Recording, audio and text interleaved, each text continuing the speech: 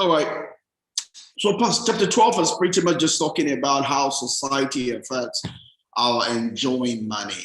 You know, enjoying money it's the enjoying money and growing money are the positive aspects that Martha brings to bear from what will be like common our common relationship to money, right? She came from talking about the model where we just earn and spend and hoping that there will be money remaining for us, right? And that's kind of negative because, you know, nobody really wants their money to get depleted. You know, that's why we'll pray for some people and say, hey, your hand will not get to the bottom of your pocket. You know, that's a prayer that there's always going to be money in your pocket, right? If all we're doing is earning and spending, then that is not guaranteed. That also locks us up in that we cannot retire, because our ability to truly retire is that money, we're not just working for money, but money is working for us. Until we can make money while sleeping, we cannot truly retire, right? We need to always be there to make money because we need that money to meet our expense, right? To pay our bills. But the whole idea, our relationship with money is such that you start working for money and you start putting that money to use such that that money begins to work for you. The place where we talk about financial independence, financial freedom, is that place where your money is working enough for you to pay all your bills, right? Then you can start working for fun. I mean, you never get to a place where you don't work, because if you don't work, you begin to depreciate. We're made to work. We're made to exercise ourselves, right? So if you don't use your brain, if you don't use your intellect, right, then it's going to depreciate. It's called the law of use. But you don't have to use it because of out of compulsion, right? You can use it out of a place of leisure, out of a place of volunteering. You know, it's not because you have your bills unpaid or someone is crying after you.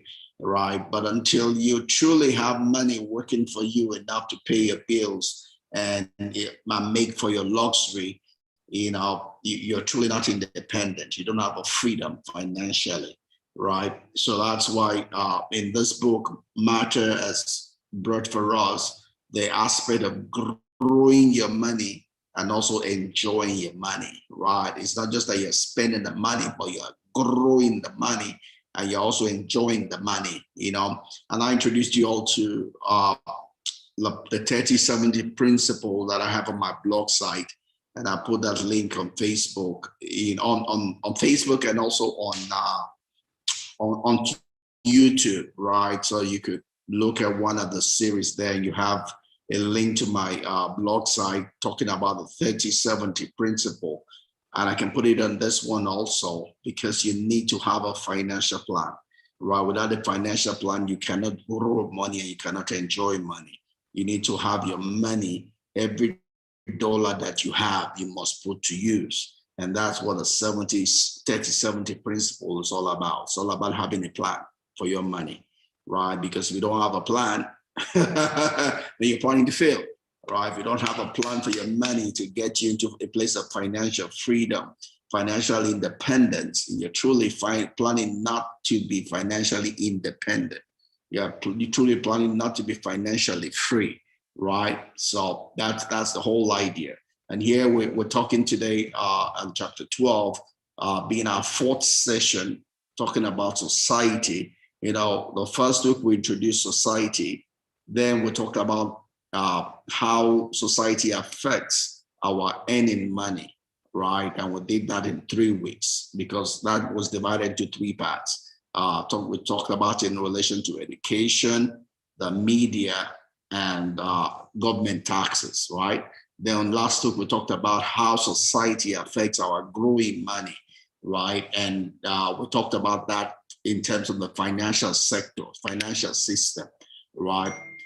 Because that's what we use. That's the machinery, as it were, the industry, as it were, that helps us to grow money, right? We don't grow money in our home, not the normal soil, right? The soil for growing money is the financial sector. So you have to know how to input and get output, right? It's input, output. That's how you grow money.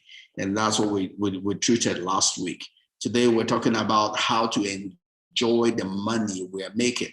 You know, the power to grow money is the power that comes from enjoying money, because what you enjoy, you seek a continuity for, right? So if you enjoy money, then you will have the strength to grow money and to earn money, right? So the power, the strength for earning and growing money comes from enjoying money, you know, and that's what we want to look at here.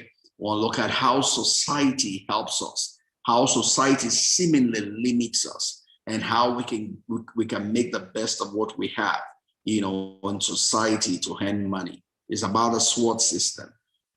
We have strengths, we have weaknesses, and the society are opportunities and threats. So we're pretty much looking at the opportunities that are there in the society for enjoying money and the threats to our enjoying money. You know, that's what we're aiming to look at in this chapter.